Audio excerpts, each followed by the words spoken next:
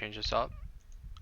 Right now, I didn't mention that I was using more of a team gameplay type of tier list.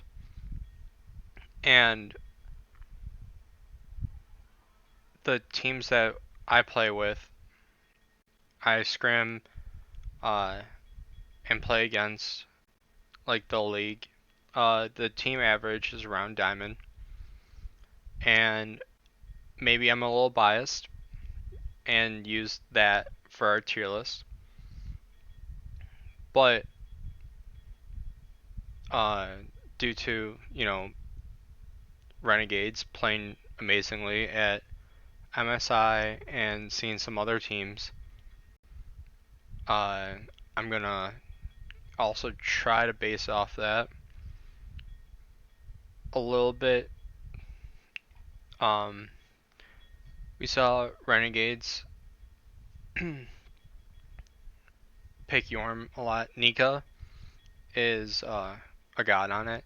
It had to be banned out against him a couple of times, and when that didn't go through, he would play King Arthur or some other god.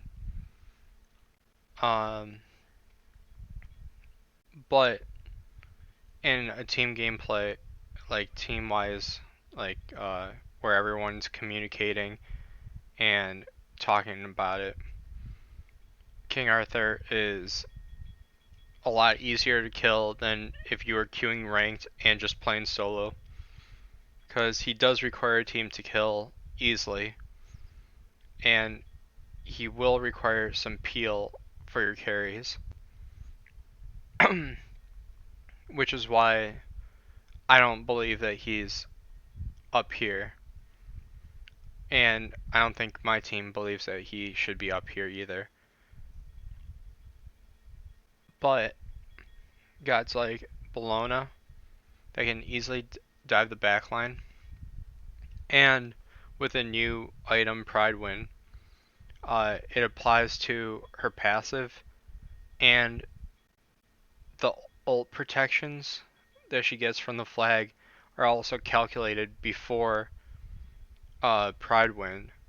So she gets an increased shield with her bonus protections from the ult and passive instead of the protections of just her passive, which is really good. I tested it. So Pride works really well on Bologna. Pride works really well on Jormungandr, because after you ult, it'll give you some survivability if you're diving the carries. Bologna also deters the double ADC or mage ADC hunter mid meta a little bit. It works well against them with the disarm, especially her shield bash plus Thorns Nemean. You're going to be reflecting a lot of damage, and you're going to be sticking to them a lot easier. Yorm is very good because he has early game damage, has good team fight, has a very good ult to disrupt, and is able to proxy due to it. Best totem secure in the game. Basically, you can, if you ever lose a totem as Yorm, there's something wrong. Either, you got ganked a couple times and you died once or twice. You just don't prioritize totem, and you're off doing, I don't know, back XPs when they spawn, I guess, and the solo laner, enemy solo laner grabs them from you. Ideally, if your lane, when it spawns, you 100% get totem as Yorm. Because you can place a pool, your auto attacks do a lot of damage to it, your 2 does a lot of damage to it, and uh, the enemy soul laner really can't do anything about it. You can zone them from the totem.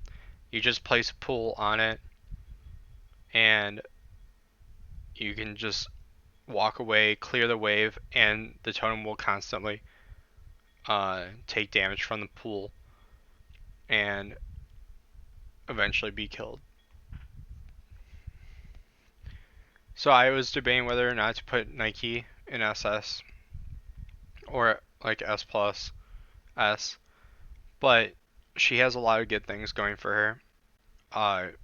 Number one, her wave clear is amazing right now because you can either start off with the one or the two, and the two you can push the melee minions back to the archers and auto attack them with your cleave autos and clear pretty fast.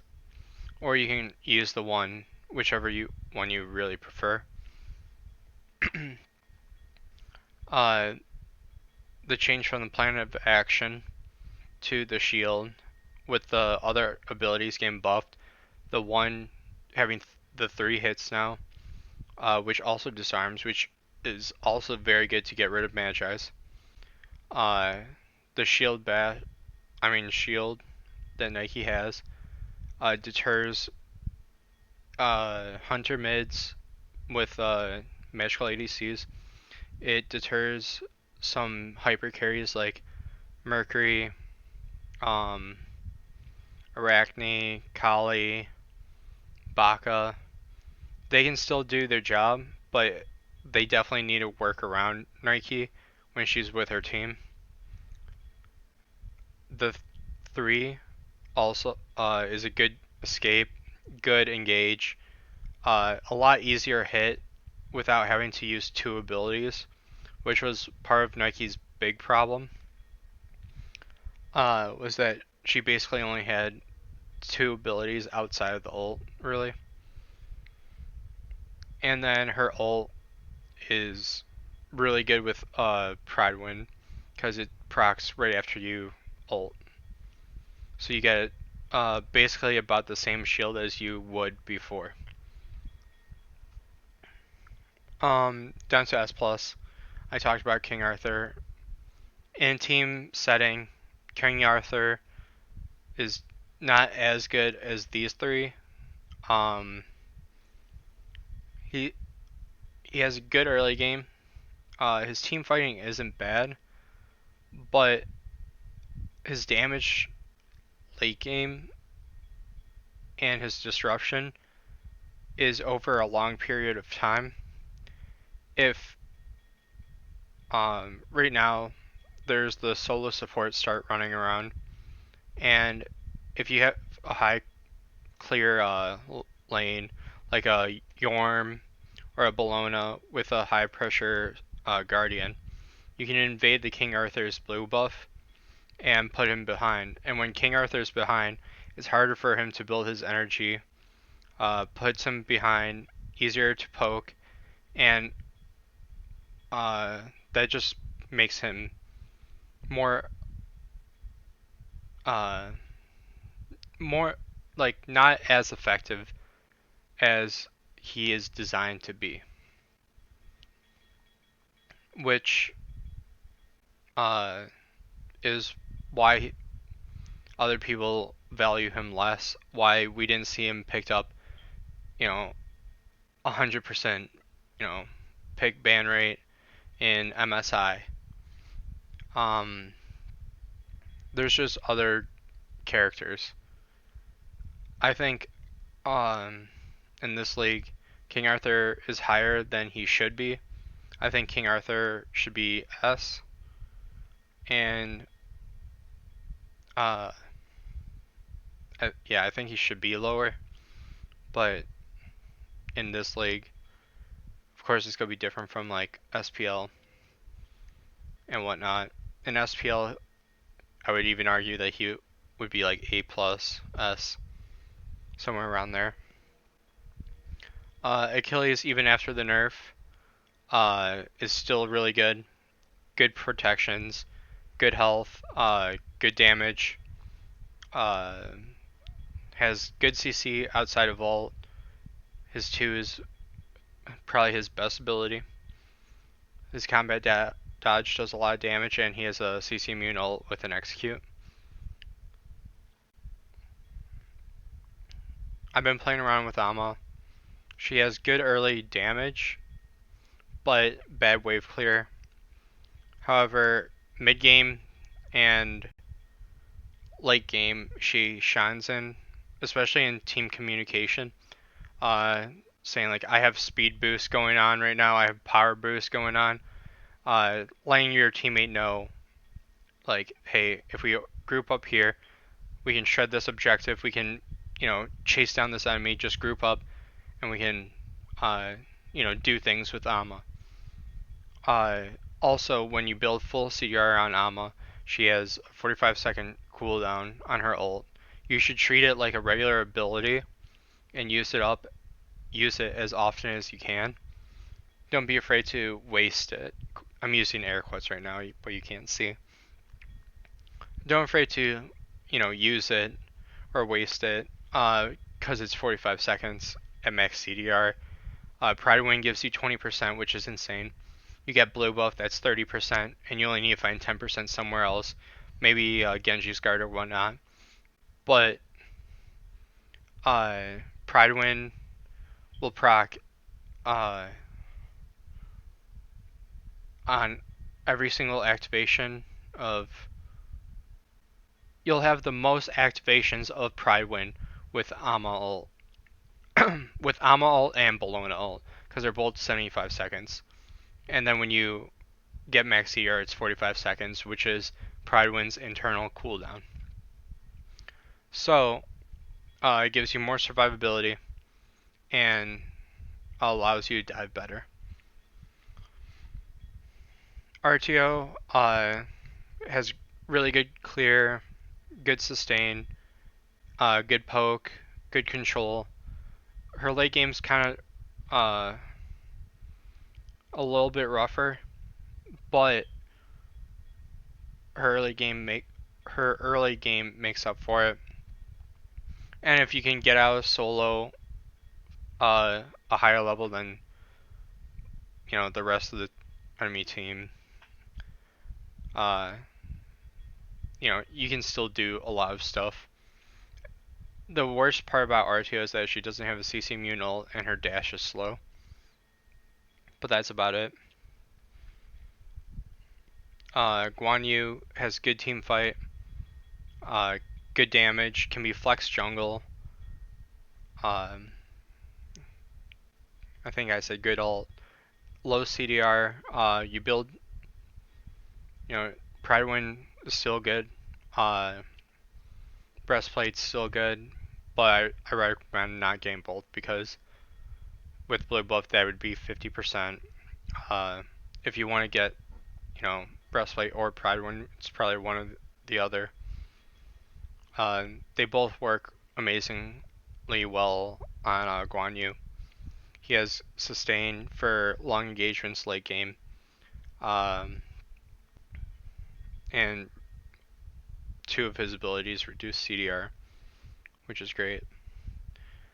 With the but meta of mid ADC, magical ADC and dual lane, Kuzumo will rise up naturally due to his innate anti-hunter kit. He makes great use of Thorns, Nemean, and his Shell Spikes together. And I'm sure any ADC you talk to will say that he hates Kuzumo because of this. Also, Kuzumo has good damage in solo lane, good clear, decent totem secure, decent buff secure.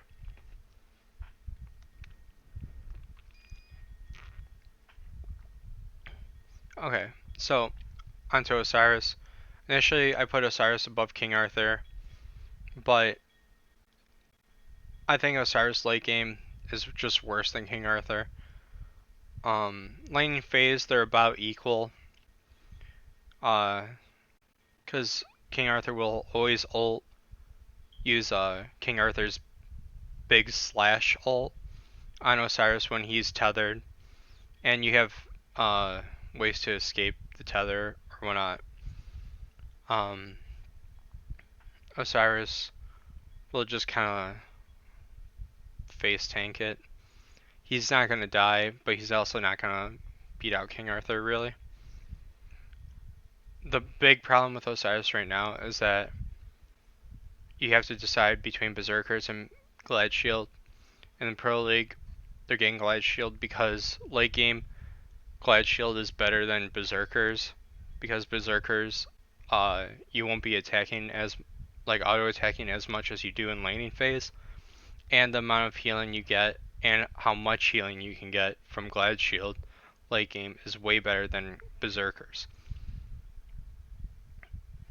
Because in the end, if you get Berserkers on Osiris, when you get full build and you sell your boots for speed pot and another item, you're still not technically full build because you gotta sell your Berserkers for another item. And whereas Glad Shield, you want to do that too, but it's less urgent than Berserkers, if that makes sense. Sobek, Shing, they're good initiation, peel, sustain. I mean, they have good initiation and peel in team fights, good sustain in lane, decent damage in lane, doesn't completely fold over to warriors in solo lane, and they're always going to be good.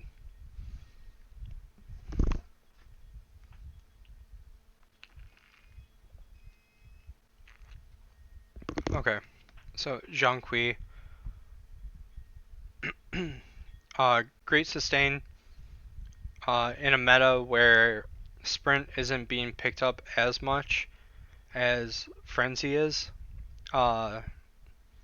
Typically the relics on supports are going to be around Shell and Frenzy, and if a team doesn't grab Frenzy, one has a significant advantage in team fights to use that Frenzy to win a game, to take objectives, to siege towers, and if they get sprint, I feel like it's more of a waste. Zhang Kui kind of just infinitely slows, and it's kind of like the thing with Odin, like, you're kind of just forcing the enemy team to buy a relic just for you. But the thing is, with Zhang Kui, you do other things other than your slow or ult, whereas Odin only has his ult. The only bad thing about Zhang Kui is that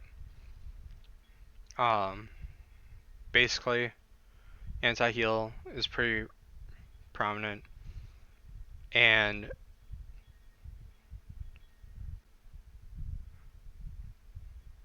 he doesn't have a CC immune ult. I don't know why it took me so long to say that. But that's about it. In solo lane, with team gameplay and communication and whatnot, Athena ult, Athena in solo lane is kind of nutty because you can rotate to early fights and be bigger than their mid lane, their jungler, and provide a big impact with it, and then just teleport back to solo lane. Athena has good damage, especially with the buffs that she received. She has better CC because of the buffs she received. And she's just all around a good character. The only downfall is that she doesn't have any self-sustain in lane. But that shouldn't be a big problem because you get block stacks. So you're not terrible against like Osiris. You're not really that terrible against like Bologna. Plus, your taunt interrupts like Bologna Bludgeon and interrupts King Arthur spin. which is one of his main ways to build up energy. So she doesn't do that bad into matchups higher up, but she's still a Guardian. Cerberus, he has basically everything Sobek Xingqian has, but uh, he doesn't really have peel. That's the big one. He has engage and peel, but if people are like diving the backline, your stun isn't the most reliable. Uh, just due to the nature of it, it's better to use as an engage when you can set the distance from where you are to the enemy. Whereas if the enemy is diving your backline, you kind of need to hurry up and help them. And trying to time and line up the one isn't going to be realistic in a way. Uh, Erlang Shen is a high pressure soul lane early game, but falls off late game very hard from the soul lane. He's better in jungle right now, and I'd say he's a little bit better in support than he is in solo. Because from solo lane, your goal is to dive the backline, and zone out like some carries or a tank or the guardian. And Xing Chen, I don't know why I'm saying Xing Chen. Erlang Shen, uh, really can't do that for a long period of time because he'll just die. Pridewind works really well with Erlang Shen, but uh, since when he activates his ult, it'll, it'll prop it'll pop Pridewind. So when people are taunted, the shield will be taking the damage instead of him, and then his heal is going to be good. The thing is, he doesn't have a CC immune ult, and he can get slowed in the turtle and mink form, which is literally the easiest way to kill Erlang Shen. And slow is probably one of the most common CCs, and diving, the carries with the Guardian, or like just diving a mage and a hunter will most likely get you killed because you don't really have that much survivability. Because if you use your turtle to survive, you don't have anything to engage with to stop the hunters from attacking you or whatnot. That's why jungle Erlang Shen is basically a one-shot type of combo. Whereas solo, you just kind of die. Wukong, he's just safe. Doesn't excel in anything except for safe, like being safe. Nothing wrong with Wukong, but doesn't do anything better than most of these solo laners up here. Terra, people are doing the solo support start in in this league, in SPL and whatnot, and Terra doesn't provide like any pressure.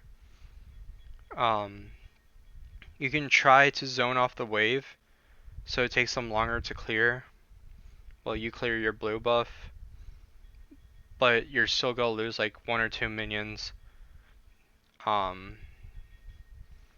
I just don't think she's that good in solo right now. She has a great team fight ult, but Ares is rising in popularity. She doesn't have a CC immune ult, and she doesn't have any pressure in solo. So those are the big reasons why I don't think she should be higher.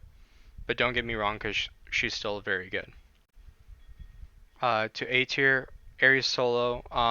The clear is better, but the big issue is that he's risky because your damage and some of your clear is reliant on you hitting chains, all 3 chains, consistently. So that's already a deterrence when you could play someone who can clear without having to worry about missing their abilities, and also maybe, you know, clear faster too. However, Ares provides a lot of CC, he provides cripples, and he can clear his jungle camps a lot better now. Baron, what he does well in is he pokes well, he has a good heal, provides decent CC and a good ult. However,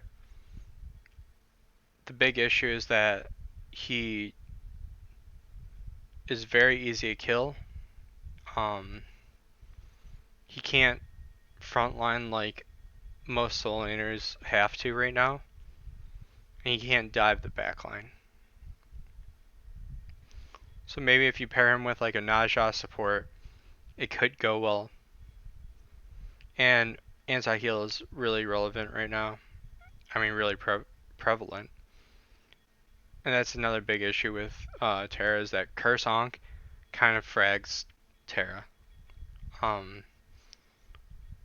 So that's one big thing.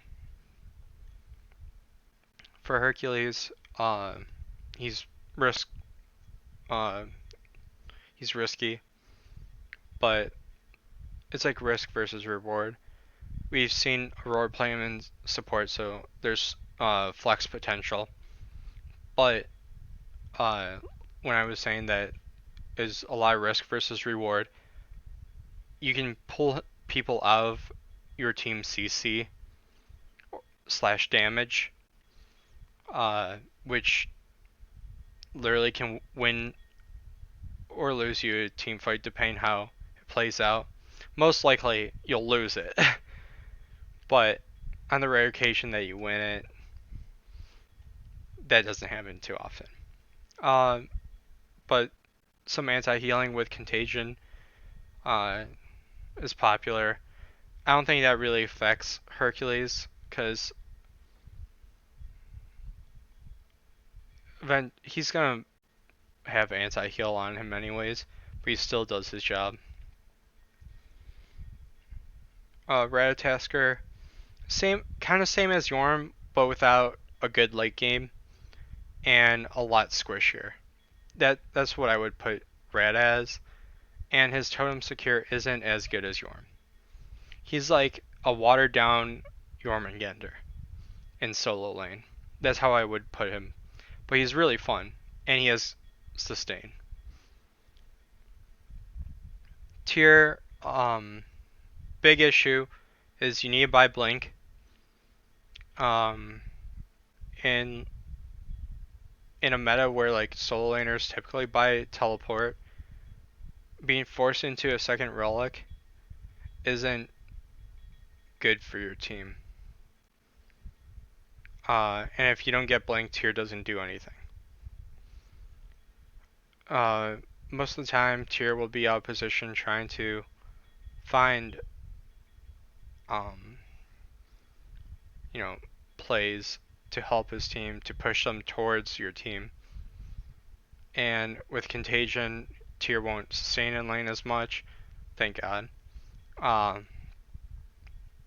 And his combo is very easy to predict how and when he wants to fearless you and whatnot.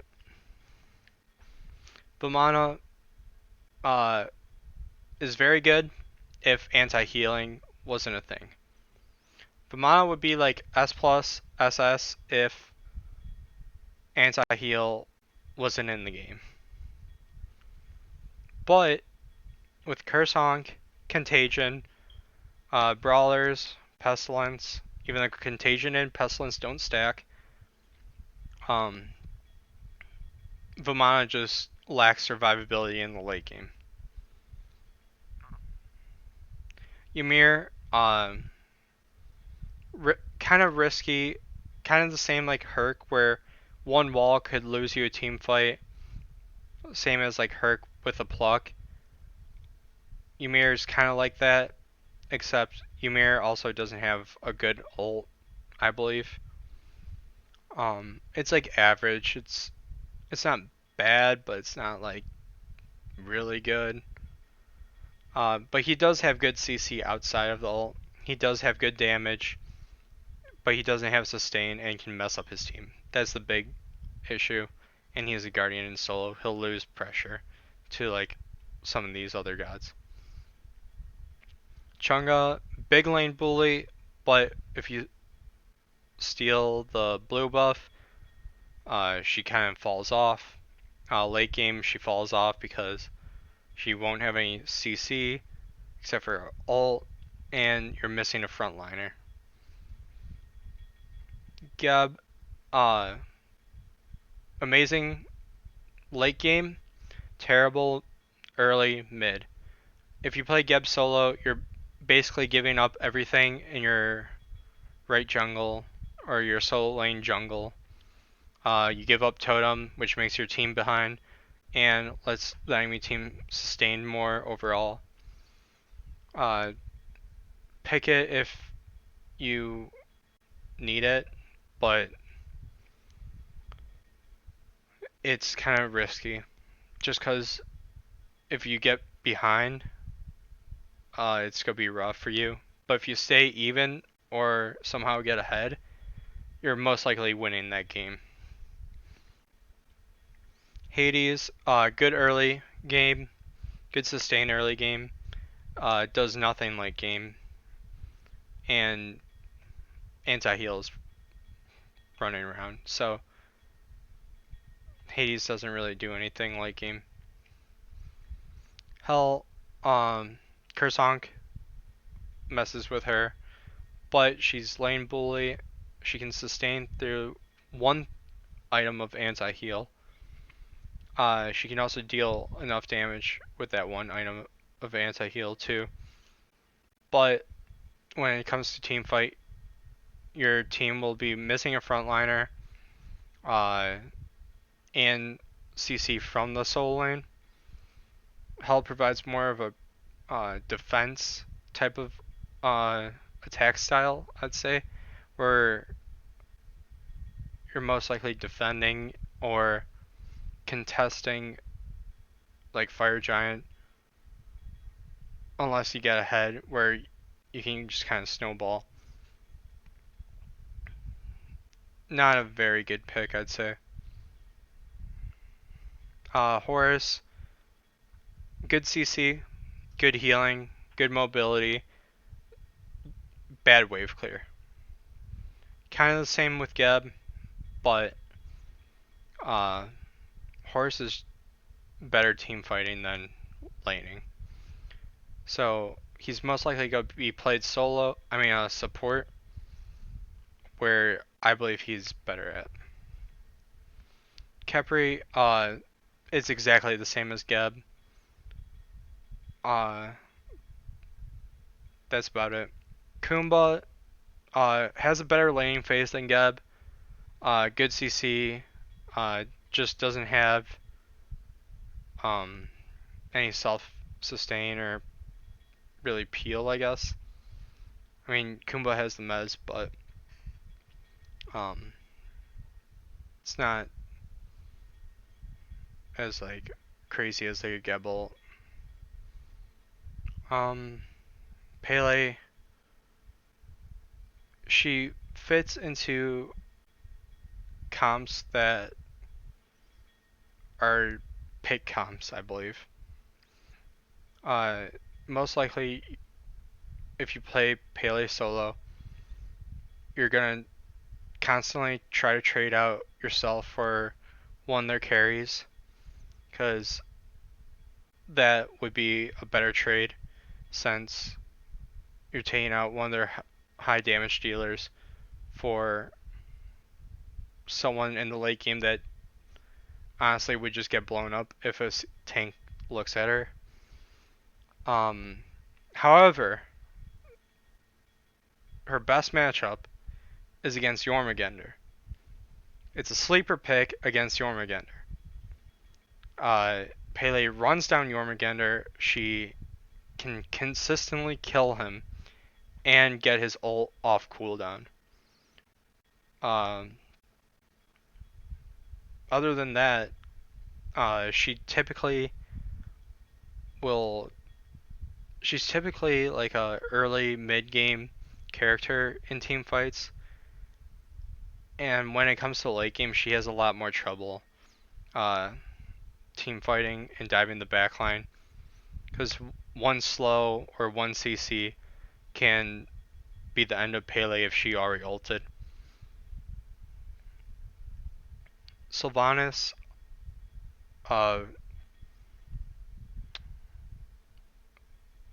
he has good sustain, decent clear, good damage, good safety, unless he's out of his tower.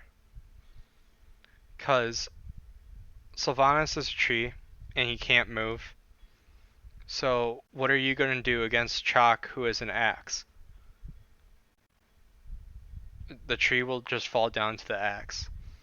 You can't really run away because you're a tree, and you're kind of just rooted in place. You're just kind of slowed forever.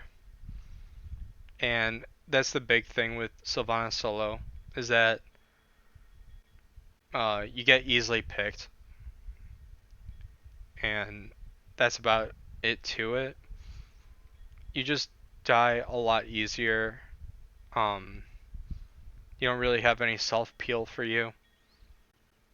If they go on you, you're most likely going to have to play around tower, and you're most likely going to have to give up pressure, which isn't good. Right now, the weird thing is that the lanes that are being played have different pressures. Solo lane wants the early pressure. Dual lane wants the late game pressure. And mid also wants early pressure. So you have like different characters that will succeed in different scenarios depending on the comps. Obviously, dual lane is late game, but we're seeing more mages in dual lane. Like we saw Zhonghui, we saw Vulcan from Snoopy, and whatnot, and that's just being played in the long lane. So now Morgan solo. What Morgan brings is kill potential in solo, because she can turn into a damage character. She brings single target CC and the ability to be useful anytime. Because she can technically she can never get behind due to her ult. But she can get easily picked if her stealth gets broken, and she doesn't have CC immunity unless she transforms. So that's kind of a iffy thing with Morgan, but she can be flexed in jungle, solo, or mid. Chalk, after the buff, he's better since you're not knocking away people out of your team's damage, kind of like Herc or whatever. You're not pushing people away. They're going to be knocked straight up, which allows teams to coordinate CC and damage better. Um, he does everything Cucullin wants to do, but better. Uh, that's just my personal preference. And Naja solo after the Contagion. After Contagion got released, he won't sustain in lane as much. He doesn't have as much kill potential. Uh, I think he's just gonna be a jungler now or support. But the nerfs were good. Um, Solo was always his weakest role, and I think it's fine just leaving him here. Robin has good damage, good poke, good dive, good survivability, but he doesn't have good wave clear. On a guide you kind of want to get some early pressure with, so that's kind of unfortunate. Otherwise, I think you move up one. Thanatos, good sustain, but kind of single target damage. Decent execute's always good. But it doesn't really have any CC that other warriors provide. It's just not a good meta for him in solo. Plus Contagion is the thing. Afro, not really good. Anti-heal is really relevant. If you play Afro, you don't have a front line or someone to dive the back line properly. You're probably going to need like a Naja or Robin or someone that can kind of build somewhat tanky while diving the back line, because you won't be able to. The only good thing about Afro is that she has the CC immune ult and healing, anti-heal messes with her, especially Kersong. Cucullin is garbage. You get punished for missing abilities or not hitting enough people. Pridewind doesn't work on his ult, on his rage ult, and I tested this. It wasn't like the internal cooldown on Pridewind wasn't refreshed. I waited to transform to use Pridewind, but it didn't go off, so it doesn't work with King Arthur also, which is weird. So Pridewind only works on his normal stance. You only have two abilities if you don't count the ult in normal form Cucullin, and if you use the two before you have to level it up, you're trolling, and I don't know what you're doing with Cucullin, but it's actually just wrong. You don't level up the two until you have to. So you only have two abilities that do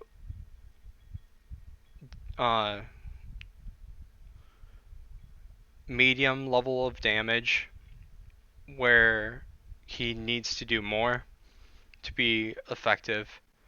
He doesn't have CC in his ult. In his normal stance. Um, and he has to use his jump to clear. So if he gets ganked, he dies. There's just a lot of things wrong with Cucullin that needs to be changed or fixed, or just give him some damage back or survivability back with his transformation. But right now he's just kind of doo-doo. And then last but not least, Camazotz. He doesn't provide anything from solo since Contagion got introduced. His kill potential, I guess, is there, but he won't be able to trade, so he has to go all in. And if he doesn't get that, he's most likely dead. He doesn't heal for like anything if he's around the contagion aura, and late game team fight, if he's gonna dive the backline, he doesn't have any CC to do anything with. They can literally just like kill him or walk past him. Okay. So now that was the team gameplay tier list for solo lane. We're going to transition to ranked gameplay now. So here's the ranked gameplay. Let me bring up the other tier list. Okay. In ranked for solo, all you need to do is pub stomp your opponent. Best guys to do this with are these.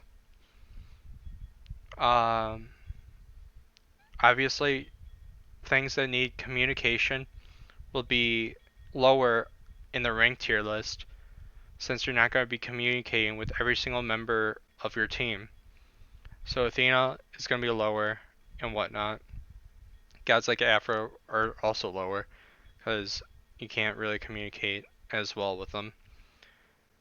Gods that get picks, get early kills, can force their lead, will be higher. Any gods that can provide good CC for your team, long CC, so your team can follow up off of, will also be good, which is why these guardians are up here.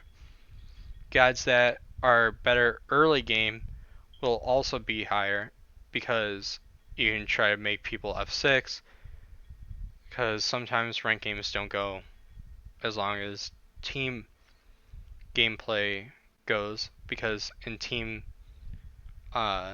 environments we're not F6ing a league match like a Smite league match, whereas in ranked, if you're pub stomping, people will get deterred in F6.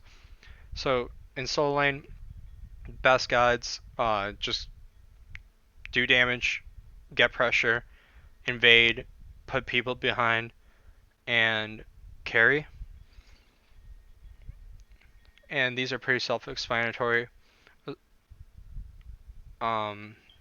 Things that like building pestilence, or any anti-heal will just move everyone up like a tier 2 for people that get destroyed by anti-heal, because sometimes ranked teammates aren't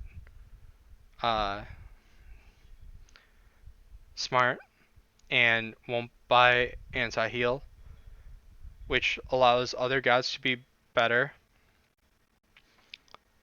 So you don't really need to worry about, a curse onk if you're playing Vimana, because most solo laners in ranked won't buy that because they think it's bad. But guys like Chang'e, who moved up from B plus to A plus, she's a lane bully.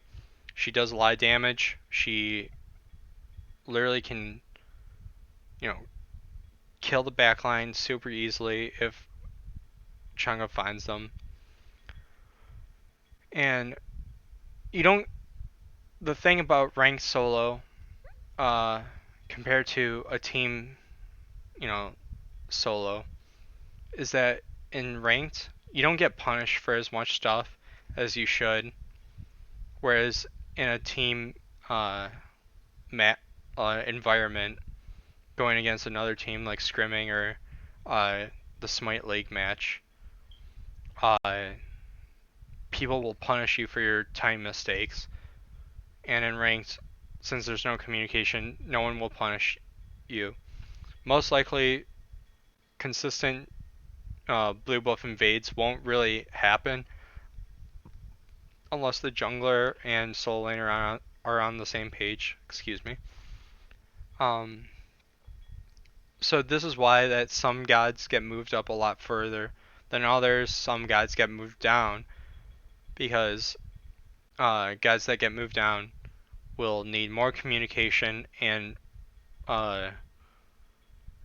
gameplay around that character compared to uh, some guys that move up where you're ranked, the enemy ranked soul laner isn't going to be as communicative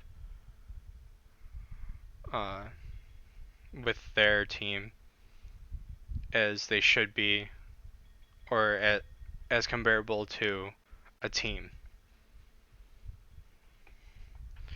So in solo and ranked, you kind of need to make plays for yourself, which is why guys like Naja move up, guys like Pele move up, guys like Rat, and all these move up.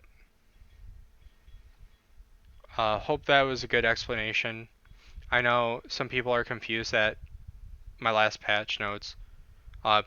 Tier list, King Arthur was lower than they probably expected, and that was my bad because I was thinking from a team environment on King Arthur and how my Smite League, which is around Diamond, uh, the average team is Diamond, um, picks and bans and chooses, and a little help from the SPL where we've seen, Renegades win MSI and whatnot.